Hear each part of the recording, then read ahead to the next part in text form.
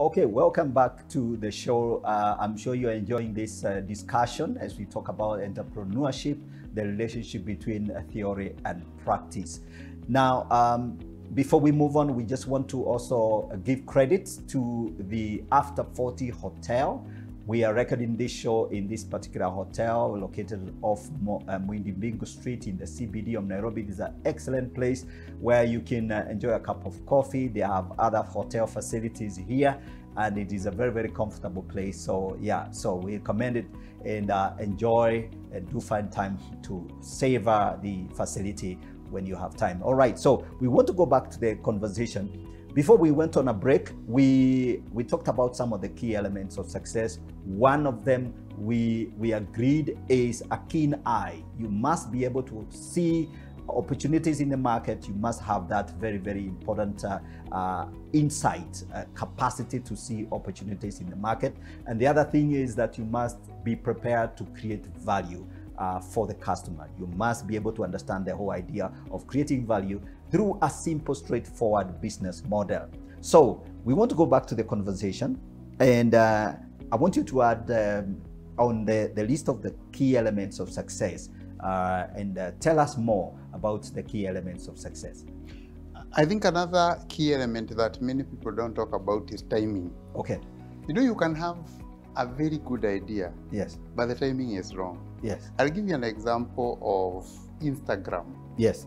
Instagram was not the first photo sharing product in this world. Okay. Actually, a company called Photo in 2001 had the similar idea. Okay. But they never went anywhere because that was not the time. Okay. So, because of the millennials and all these people, the Generation Z, Yes. it was very easy for Instagram when it came to the market 9 years after, that is 2010, Yes.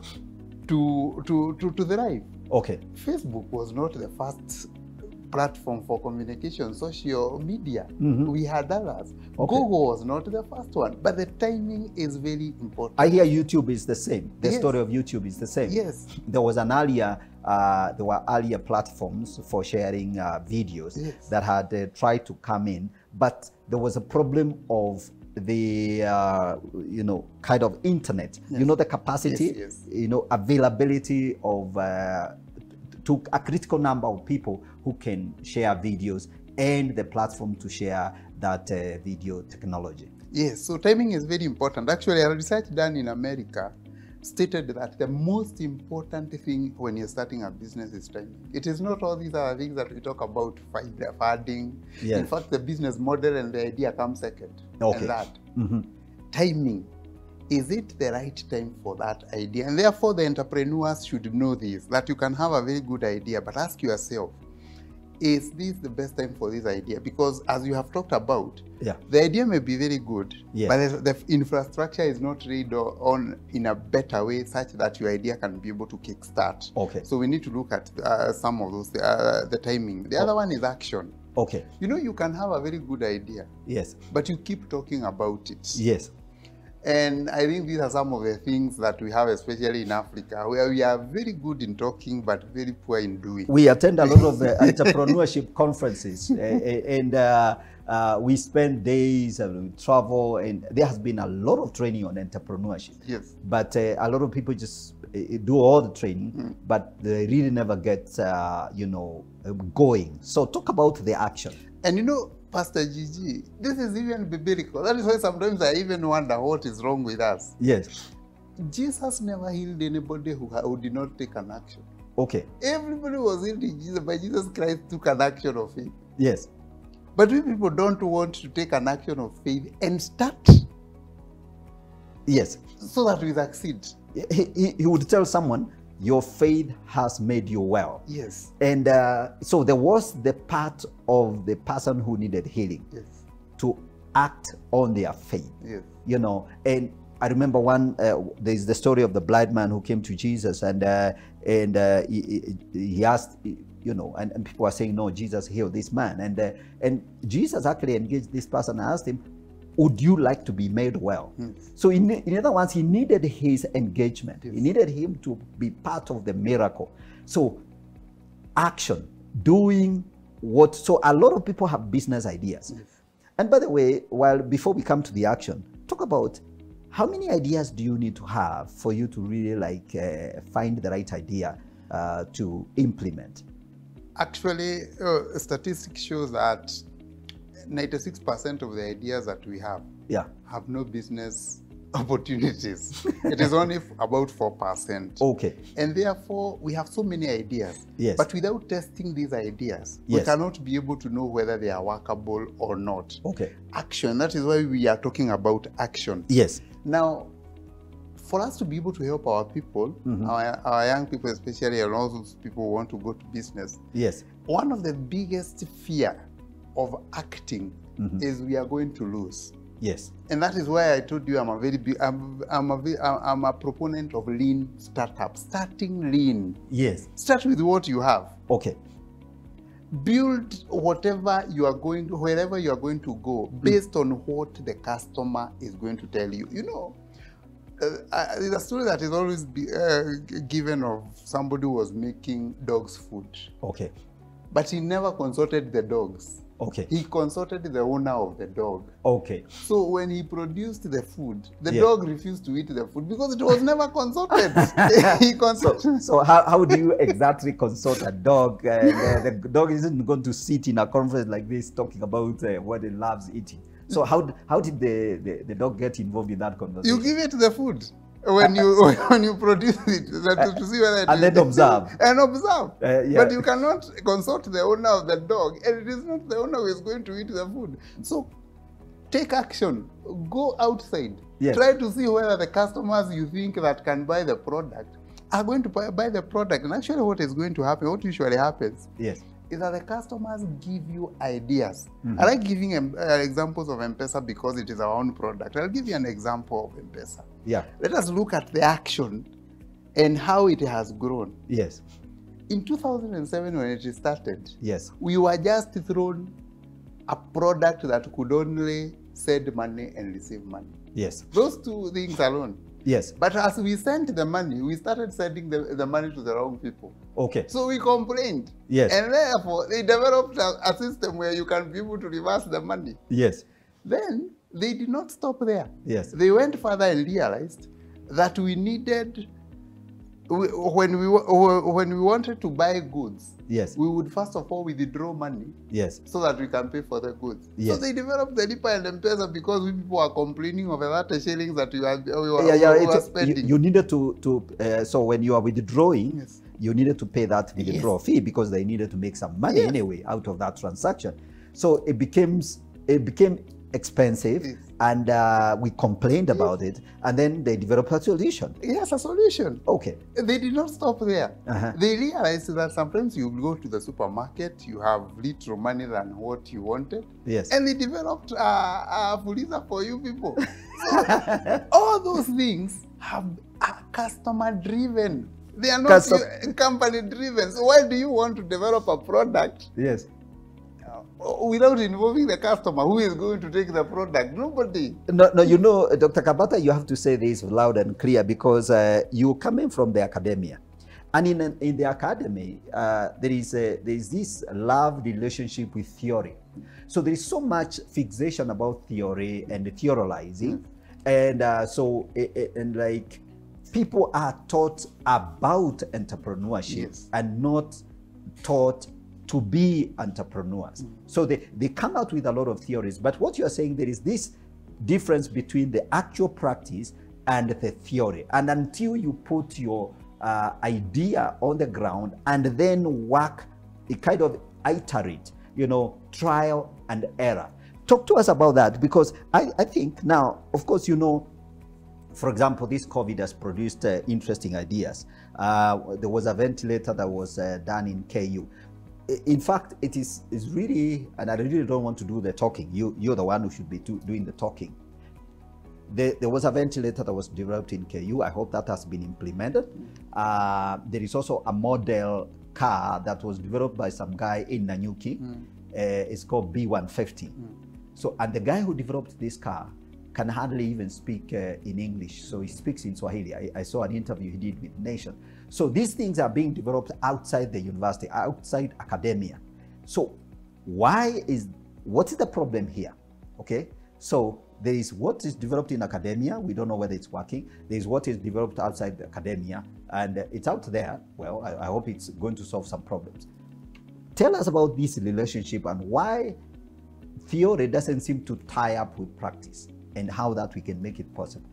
Theories are very important, and Pastor Gigi, I'll tell you the reasons why we have theories. Yes, is because there's something that God hid on us. yes, The capability of knowing what is going to happen tomorrow. yes. And because we do not know what is going to happen tomorrow, we can only look at what happened yesterday In the past, so that we can be able to theorize it, yes, and guide us to where we are going. okay, That is the importance of the theory, and actually that is why I have a problem when I hear somebody saying that, academic is very theoretical. yes, Because the foundation of everything that you have in this world yeah, is theory. yes, Even the aeroplanes you see there, yes, without the law of gravity, yeah, people could not have developed an aeroplane. okay, Yes, and as we were talking there before, the issue is yeah, that as we think about technology and other things before we start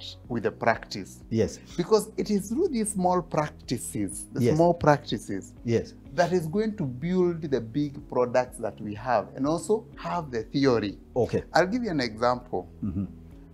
The theory of disruption, how big organizations are disrupted by small organizations. yes, When the late professor, a Harvard professor, was coming up with that theory, Clayton, yeah, he looked at what had happened in 1970s yes, to the big companies.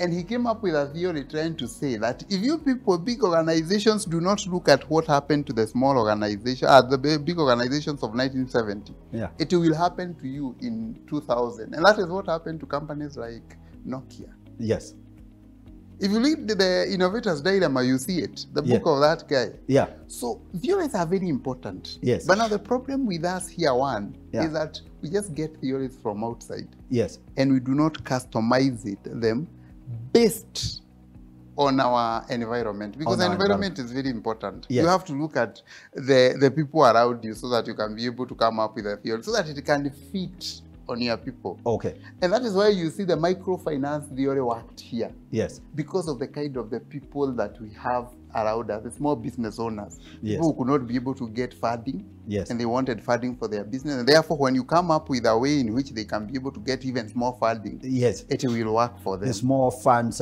funding small businesses. All right. So there are lessons you've learned. Tell us about some of the lessons that you've learned in terms of, taking ideas that are taught, theoretically, and then putting them on the ground. What has been your experience? Because I believe you're also a practitioner of the entrepreneurial ideas and the concepts that have been put forward. I'll give you an example. Some time ago, I decided to test the theory of the lean startup. Okay. I wanted to see whether it can work here in Kenya. Yes. And therefore, I decided to start a car wash. Okay. I looked at around where I live, and I realized that there was no car wash. The car wash were very far away. And I just decided, let me just start something here to see whether I can solve people's problem. Yes. The day I started, Yes. a lady came and asked me, do you do carpets? Okay.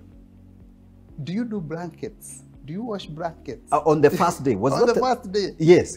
So I realized these people did not even need a car wash. Okay. These people needed somewhere where they can wash their blankets, Yeah. where they can their blankets can be washed, where their carpets can be washed. Yes. Actually, cars should be add-on. Okay. So the customer drove me to what I have today, Yes. a business that wash carpet. Okay. No, but initially, that is not what I was starting. Initially, you were just like the good, wonderful Kenyan entrepreneurs who see, oh, car wash business is making a lot of money, and I'm going to get into the mix. So you went about, set up a car wash. Day one, somebody comes and not asked to have their car washed, but they came and asked if you can wash their carpets. Yes. So I realized the problem was not cars. Okay. The problem was carpets. And you Okay. could see it. Now, after now the customer came, Yeah. I started seeing it. All these places have flats. Yes. How, you know, you ask yourself a very simple question. Yes. You have flats around you. Yes. How many people own cars there? Very few. But how many people own blankets and carpets in that area? Very many. So, but you cannot know these Yes. without starting. So you start, the customer comes with his problems or her problems, Yes. and you realize this is where I should be going. And that is why we are saying here Yeah. that the most important thing is action. Act. Act on your idea. Yes. Listeners, as you follow us, I really am so excited about this because I'm also an entrepreneur. I've tested a number of ideas and, of course, lost some bit of money. And I guess you're going to comment on that, how much loss we should be able to take.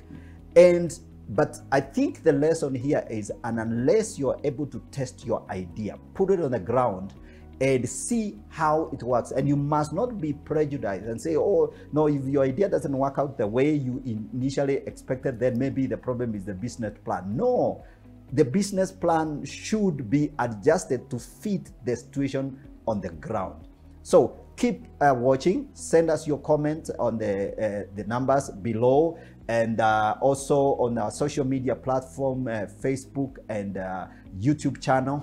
You can comment, send in your comments, and if you have any questions or you'd like some links, you'd like some help, some mentorship, you're free to contact us, and we'll be able to help you. So now you've talked about something very, very important. So you start this business, car wash business. You get the paperwork done, the ground set up, and then as soon as you start on the day one, people present you with carpets and not cars, and then now you have to shift. It's still called a car wash, or you change the name? I did not change the name, but I realized that I had a product that I needed to think about much more than what I was thinking. Yes. And the reason as to why we have to push a lot of it, talk about that a lot, is to make people understand that it is the customer who builds the business, it is not you. Yes. And that is why I gave an example of M-Pesa, how we as customers have been able to develop M-Pesa. Yes. So those people who have ideas, yes, go to the ground. Yes. Let the customer tell you what you want. Let the customer teach you what they want. Let the customer come out with his need. So that your idea and the customer's requirement are able to meet somewhere. Yes. And then that's where value is created. Yes. So value created is not created in one direction. You are the entrepreneur who has a concept of what you want to implement, and then is the problem you're trying to solve from the customer. But let the customer tell you what exactly the nature of their problem is. Yes, and that is where now the business plan has a problem. Yes. Because you see, you write a business plan. Yes. In your room, seated there for 3 months. Yes. But you have not consulted with the customer. Okay. So when you take it outside there, it fails. It cannot work. How does it work and you do not consult the customer? And that is why you see statistics shows that a business plan for it to succeed is changed 66 times. Oh. When you take it there, down there to the customer, you will change it about 66 times. 66 times. Yeah, so why then should you start with it? Start with a small business model, create value, deliver it, make money. How are you going to make money or to get the revenue? Then take it to the customer. Let the customer criticize it. They will give you the direction. So we need to all those consultants who are out there peddling the ideas of writing business plans should apologize, and I'm one of them. So if I've been telling you that I want to make a business plan for you, I'm really sorry. So but anyway, you still need a business plan, because when you go to the bank, that's where now the business plan is needed. That the bank will ask you for a business plan. But they don't read. Oh, really? They can't read. Who has time to read 66 pages? And that is why they don't give you money. Yes. You see, and I think this is something that we need to tell our people. Yes. A bank is not in the business of giving you money. Yes. It is in the business of making money by giving you money. So anywhere they see a risk in the money they have given you, they never give you. And that's why sometimes I keep telling young people, if you have an idea, you must do a small concept, a business model, yes, and you start talking about your idea in competitions. Take it in competitions. Yes. I have so many students in the university who have won grants. Uh-huh.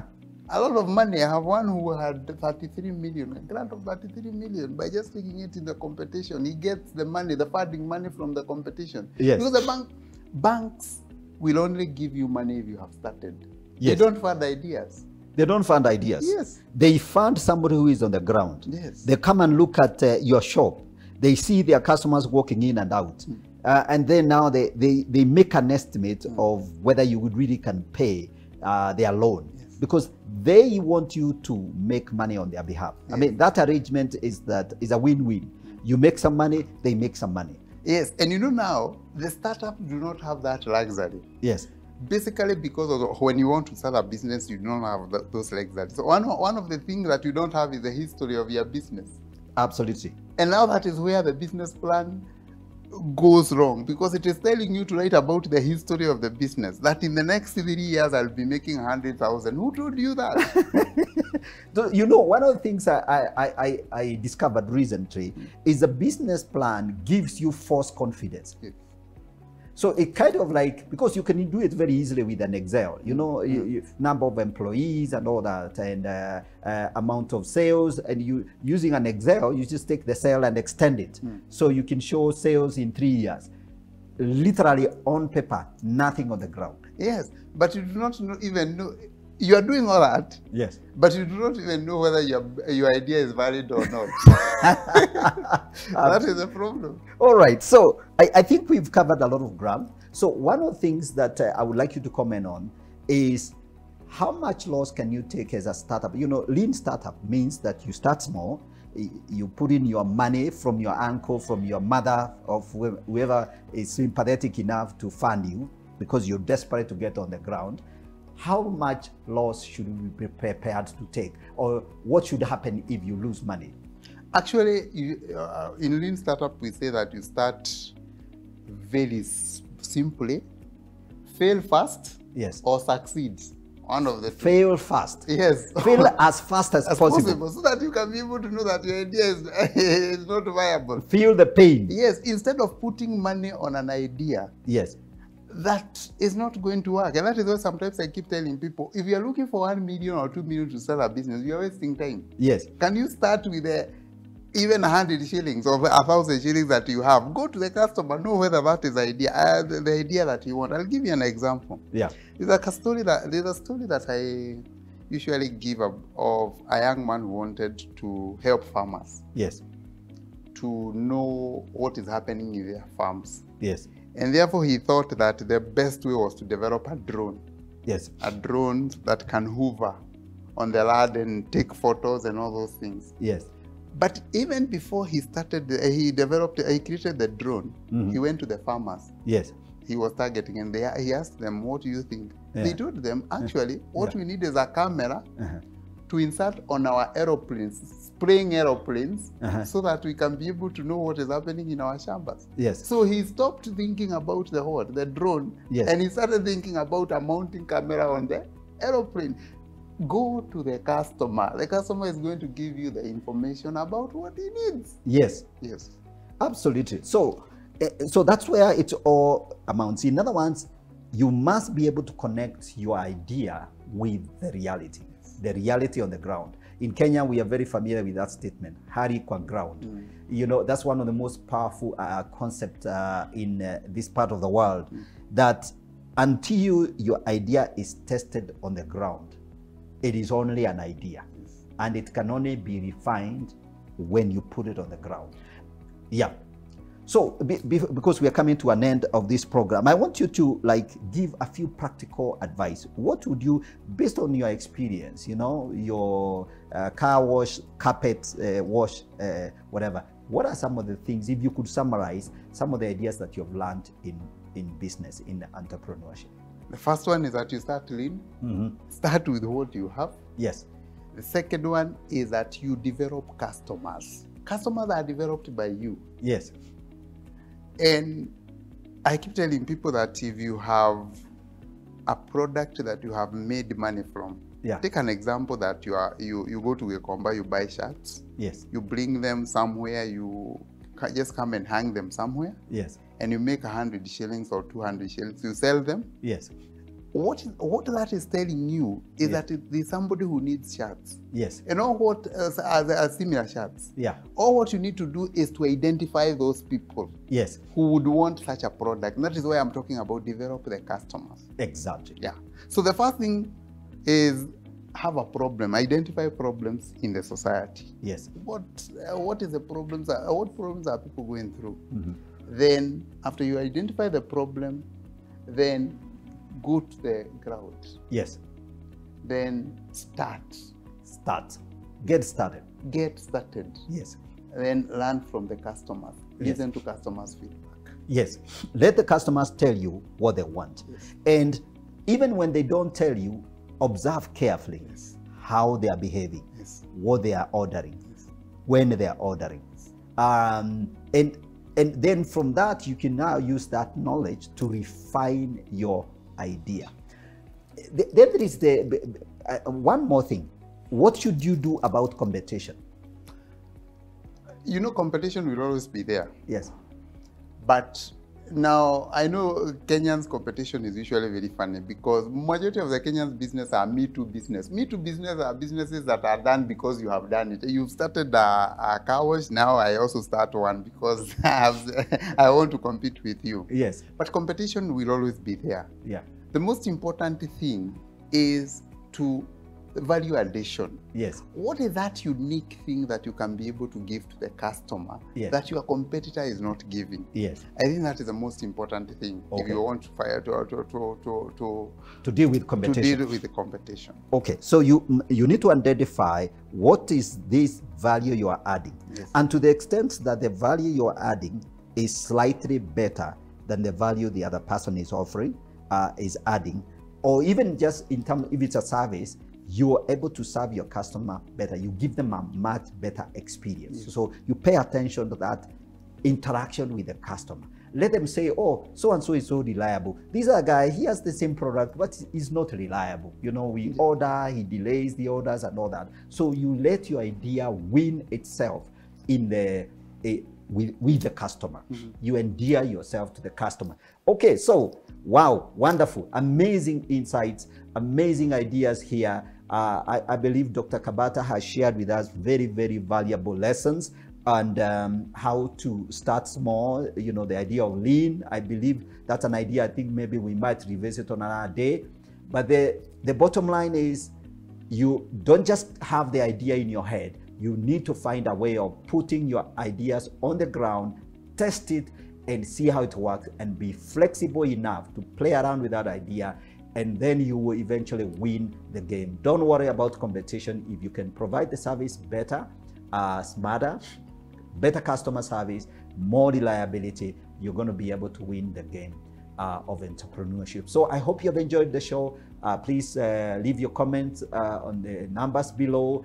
Go to your social media platforms, give us your feedback. We will be able to answer your questions. If you have any inquiry or you'd like to get in touch with us, I will be able to link you up to Dr. Kabata. And we wish you well as you go into your journey of entrepreneurship. We wish you success. We pray that God will bless you, and we want you to succeed in Jesus' name. And God bless you. Thank you so much for being on this show. This is the GG Report. I'm your host, Godfrey Gishoke. Glad to have you today. Thank you. Bye-bye for now.